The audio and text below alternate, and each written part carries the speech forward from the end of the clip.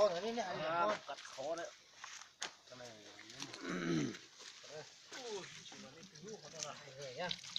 cắt đồ kia điên to nữa,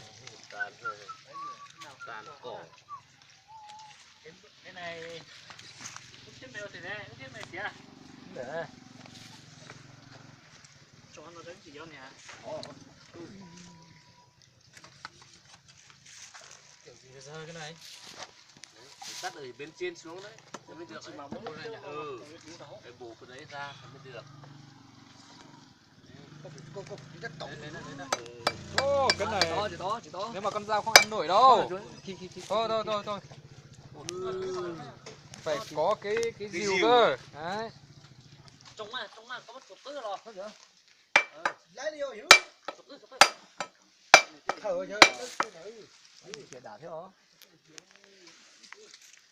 còn mẹ hay đi rồi có sầu cha mua phải có sầu cha Tao thua à.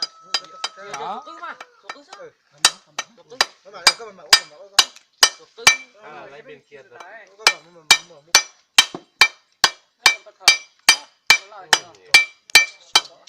Níu đá luôn.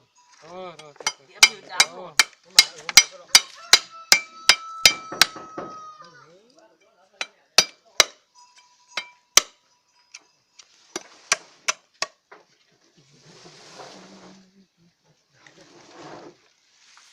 Tôi chả chỉ được thứ là cái bút thọt tao tôi chả được có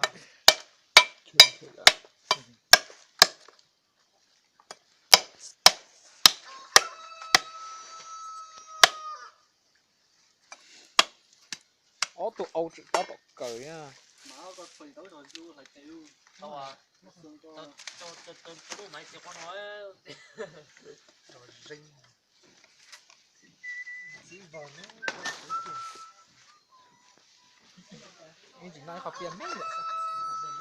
hơn nè tao tụi nó mất rồi lấy cho thêm mấy nữa Hỏi hỏi mẹ trời học còn tàu gió hả dạ?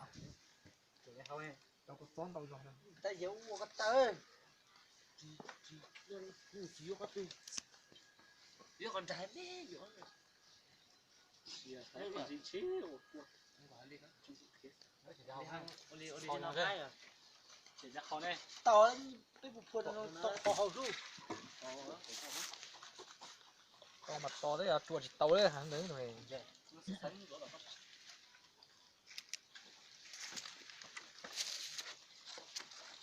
Có mấy tuổi rồi. Lấy có tè. Ý đẩy đứt tay đấy. Chính như này chỉ đôi vô nè tè. Ấy và cái cổ rùa mà rùa đi từ Có cái nó mày giết thử. Thôi đợi lúc lát đi.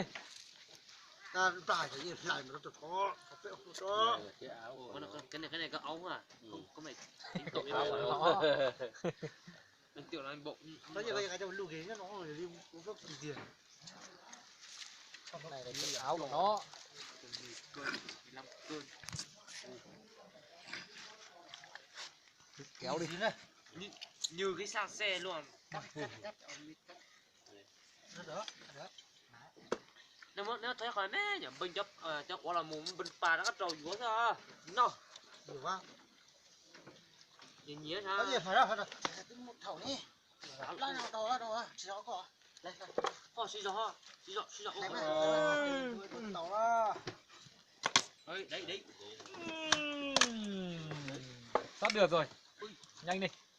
Nhưng mà sót đến giờ ăn trưa rồi đấy. Nhanh đi. Khởi ra hoàng đây không có thế. À kia chẳng có máy hồi chỉ tao thôi là. Đó à. Tôi chỉ muốn sống như hồi chỉ tao đấy. Rồi phèo. Tam một xí nè. Đấy. Nó máy như đâu nhỉ? Con này con gì đấy? con à Cái nhũ à? cái phân hơi ra một tí đấy. Cái lọ ai vậy?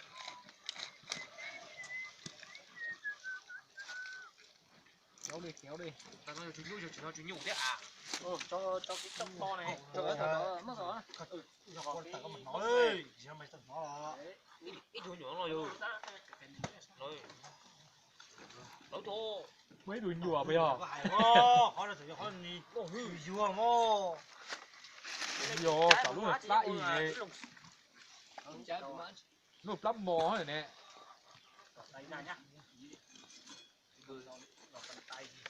Vừa dùng tay vừa dùng rau thì nó trực nhau ấy. Trời ơi, chút nữa làm việc nó sẵn đấy trời ơi.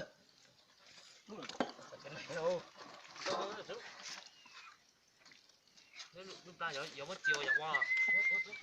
Nên đừng có vụ đây.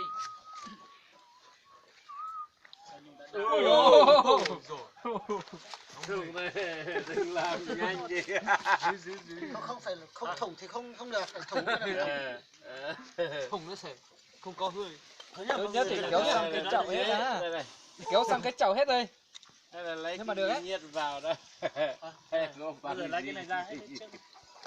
Đây cứ lấy cái khác ra đi.